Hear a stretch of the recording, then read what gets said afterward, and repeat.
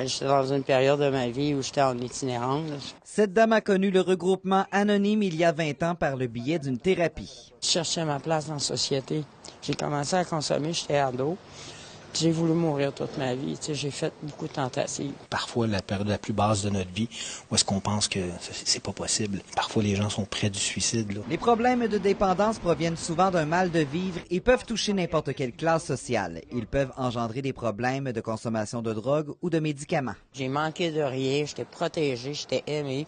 Pourtant, ce trou-là, il était là. Est-ce que vous diriez à la petite fille qui avait justement ce trou, ce vide-là? Viens nous voir. Attends, essaye, persévère, parce qu'à un moment donné, ça va marcher. C'est possible. On pense qu'on est les seuls à vivre ce qu'on vit, puis il peut arriver quelque chose qui n'arrivera pas s'ils choisissent de ne pas venir à cette première réunion-là. La fraternité souhaite briser l'isolement relié à la dépendance. Il est donc possible de trouver un nouveau mode de vie.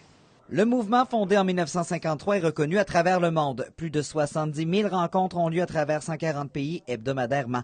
On retrouve des regroupements notamment à Rivière-du-Loup, la Pocatière et nouvellement à Desjely. Lorsqu'on arrive dans une salle, on se rend compte que c'est comme un second souffle. Le service est disponible 24 heures sur 24 sur le web. Il n'y a pas d'attente chez nous. Aller sur une réunion virtuelle, tu peux prendre ton ordinateur, trouver la réunion la plus près de chez vous. Pour faire comprendre sa mission et les différentes causes de dépendance, une rencontre informative avait lieu cet après-midi en compagnie de 40 organismes du milieu.